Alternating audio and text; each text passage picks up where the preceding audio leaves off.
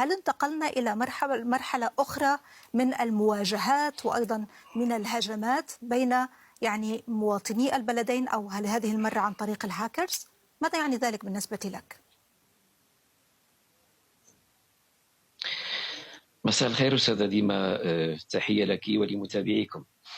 أولا اسمحي لي أن أقول بأن معلومات ضيفك قديمة سيدي، يستدل بأشياء تعود إلى النازية، ويبدو أن عليه أن يحيينا معارفه ومداركه في هذا الشأن. وأعطى حتى مثال، مصطلح الحرب. نعم. لو تسمحين لي، أنا لم أتدخل أستاذة.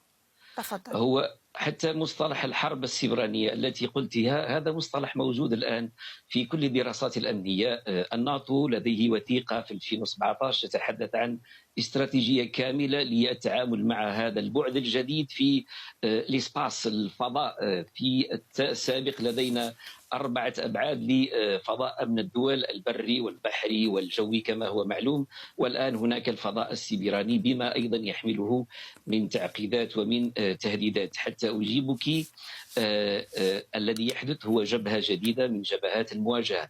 أنا هنا ما جيتش باش أشرح مفاهيم كما فعل الطرف الآخر أو شيء، أنا جئت لكي أناقش حدثا، وكما تفضلت بالسؤال الأهم، ما الذي يعنيه.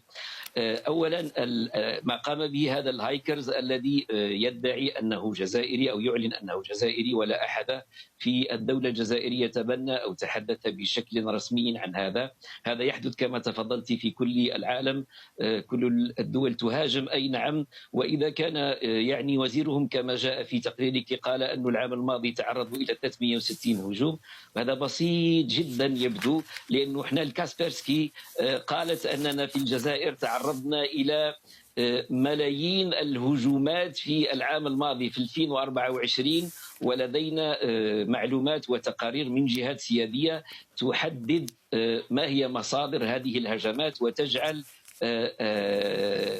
المخزن الجار الغربي أول جهة تأتينا منها هذه الهجمات المنسقة والممنهجة. وقد أعطيك رقما 76 نقطة يأتينا منها هذه الهجمات المنسقة وليست الفردية، التي تأتي كما قلت بالملايين سنويا، والتي نتعامل معها. لاحظي أستاذة دينا أنه أبدا لم تمس جهاتنا السيادية أبدا، لأنه في الجزائر منذ 2022 بعد أن قيمنا ما جرى لنا من 2019 إلى 2022 فيه تقرير وطني أمني قال بأننا تعرضنا إلى هجمة حرب إلكترونية شرسة من قبل المغاربة ومن قبل الإسرائيليين.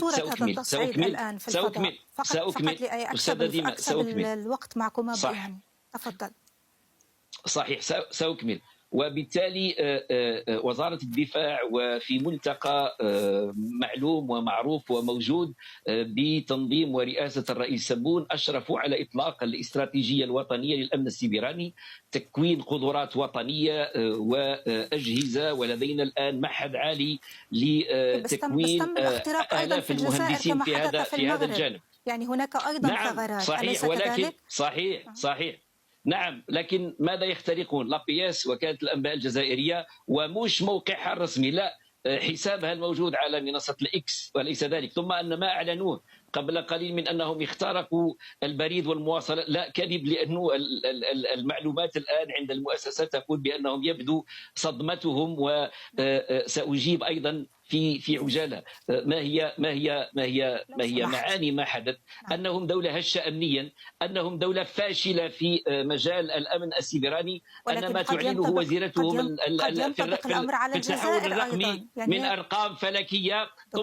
ثم أن الشعب المغربي اكتشف عبر هذه الوثائق الأشياء الكبيرة الخيالية. السكرتير الخاص للملك يتقاضى 120 ألف يورو، في حين أن ملايين المغاربة يجوعون يتضورون جوعا.